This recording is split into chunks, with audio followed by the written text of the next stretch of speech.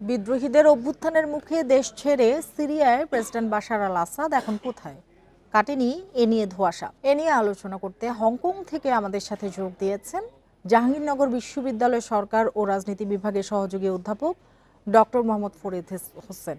Doctor Mohammad Farid Hossain, আপনাকে স্বাগত জানাচ্ছি ইন্ডিপেন্ডেন্ট টেলিভিশনে। যেটি শুরুতে আপনার কাছে জানতে চাই যে প্রেসিডেন্ট আসাদ কি হারিয়ে গেলেন? কেউ তাকে খুঁজে পাচ্ছে না কেন?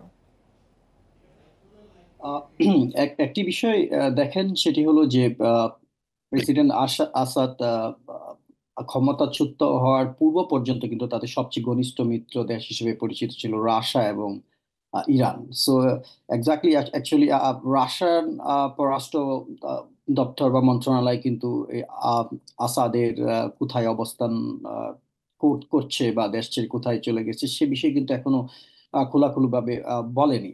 তবে একটি বিষয় যেটি হলো যে আপনি আসাদ এই মুহূর্তে আপনার বাশার আল আসাদ এই মুহূর্তে কোথায় অবস্থান করতে, তার চেয়ে বেশি গুরুত্বপূর্ণ হলো যেটি হলো যে আহ, যে আপনার সিরিয়ায় যে 13 বছরের যে রক্তক্ষয়ী সংঘর্ষ বা গৃহযুদ্ধের অবসান এবং 24 বছরের যে স্বৈর শাসকের পতন হলো, সেটি একটি গুরুত্বপূর্ণ বিষয়। এবং এই আপনার এই স্বৈরশাসক পতনের পরবর্তী সময়, বিশেষ করে এখন, বিশেষ করে বিভিন্ন বিদ্রোহীদের মধ্যে ক্ষমতার ভাগাভাগি বলছেন কিভাবে যে হবে। স্বৈর শাসনের পতন, আসাদের যে এই যে পরিণতি, এই পরিণতি হওয়ার কারণ কি বলে মনে করছেন আপনি? একটি বিষয় দেখেন, যেটা হলো যে প্রেসিডেন্ট বাশার আল আসাদ, সে কিন্তু আমরা সবাই জানি যেটা হলো যে আই স্পেশালিস্ট এবং লন্ডন বেস আই স্পেশালিস্ট ছিল সে। এবং সেখান থেকে তার বাবার মৃত্যুর পর আমরা যদি দেখি যে 2000 সালে কিন্তু সে ক্ষমতা গ্রহণ করে। এবং তাকে ক্ষমতা নেওয়ার জন্য কিন্তু তার সংবিধান পরিবর্তন করতে হয়। বিশেষ করে প্রেসিডেন্সিয়াল ক্যান্ডিডেটের বয়স 40 থেকে আপনার 34 করা হয়েছিল।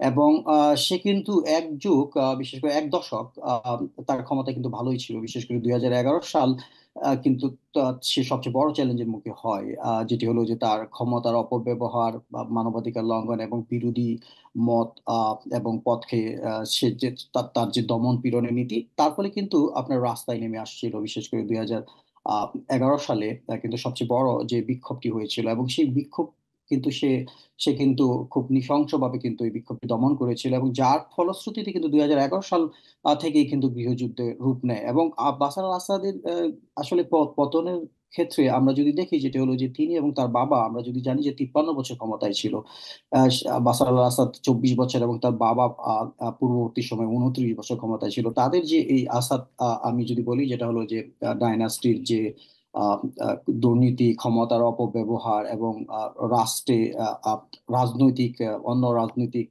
মত এবং অন্য রাজনৈতিক গোষ্ঠী যে অধিকার হরণ, এই বিষয়গুলো কিন্তু সবচেয়ে বড় কারণ হিসেবে আচ্ছা, কাজ আরেকটি করেছে। বিষয় যে গোটা মধ্যপ্রাচ্যই ভারসাম্যহীন হয়ে উঠছে কিনা? হ্যাঁ, ডেফিনেটলি আপনি যথার্থই বলেছেন। যেটি হলো যে আমি যদি মনে করি, যেটি হলো যে বাশার আল আসাদের পতন পরবর্তী সময়ে এই মধ্যপ্রাচ্য, আমরা যদি সিরিয়ার কথা বলি, যে সিরিয়ার এখন রাজনৈতিক কিন্তু যথেষ্ট অনিশ্চয়তা রয়েছে। আপনি একটি বিষয় দেখেন, যেটি হলো যে সিরিয়ার রাজনীতিতে বিশেষ করে বাশার আল আসাদের রিজিমের পতনের ক্ষেত্রে সবচেয়ে বড় যে ভূমিকা পালন করছে, তার মধ্যে হলো হায়াত তাহরির আল সাম। সো হায়াত তাহরির আল সামের যে নেতা, বিশেষ করে 42 বছর বয়সী মোহাম্মদ আল জুলানি, মোহাম্মদ আল জুলানি কিন্তু এক সময় আপনি তার যে সংগঠন সেটি কিন্তু অপ্রত্যক্ষভাবে আল কায়েদার সাথে যুক্ত ছিল।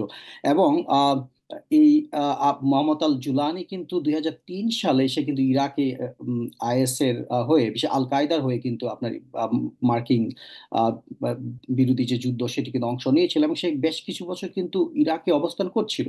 এবং এই ক্ষেত্রে আপনি যদি দেখেন, যেটা হলো যে হায়াত তাহরির আল শামস এবং বিশেষ করে তার্কিস, আপনি যদি সাপোর্টের যে বিদ্রোহী গ্রুপ রয়েছে, আবার অন্যদিকে আমরা যদি বলি, যেটা হলো যে পরে আহ, একটু জানতে চাই যে এরকম সংকটের পেছনে যুক্তরাষ্ট্রের ভূমিকা কতটা, কারণ অনেকেই কিন্তু অভিযোগ করছেন। না, এই এই এইরকম সংকটের পেছনে আপনি যদি দেখেন, যে একটা ইন্টারেস্টিং বিষয়, যেটা হলো যে মার্কিন যুক্তরাষ্ট্র কিন্তু শুরু থেকে বাশার আল আসাদের রিজিমের পক্ষে ছিল না। আবার অন্যদিকে আহ, মার্কিন যুক্তরাষ্ট্র কিন্তু সরাসরি কোনো বিদ্রোহী গ্রুপ কেউ কিন্তু ওইভাবে সমর্থন করেনি। বিকজ আপনি যদি দেখেন যে অধিকাংশ বিদ্রোহী গ্রুপগুলোর সাথে কিন্তু আল কায়েদার প্রত্যক্ষ যোগাযোগ ছিল, এবং অন্যদিকে আমরা যদি দেখি যেটা হলো যে হ্যাঁ কার্দিস লীগ, বিশেষ করে কার্দিস আপনার সিরিয়ান ডেমোক্রেটিক মানে ফোর্স যেটা হলো এসডিএফ, সেক্ষেত্রে কিন্তু হ্যাঁ মার্কিন যুক্তরাষ্ট্রের একটি সমর্থন ছিল, বাট অন্যান্য বিশেষ করে আল কায়েদা সংশ্লিষ্ট যে বিদ্রোহী গ্রুপ ছিল সেই জায়গায় কিন্তু মার্কিন যুক্তরাষ্ট্রের সমর্থন ছিল না। জি, আবার বুঝতে বাশার পেরেছি। আল আমাদের আসাদ হাতে একেবারেই সময় নেই। ডক্টর মোহাম্মদ ফরিদ হোসেন, আপনাকে অনেক ধন্যবাদ আমাদের সাথে যোগ দেওয়ার জন্য, আমাদের সময় দেওয়ার জন্য।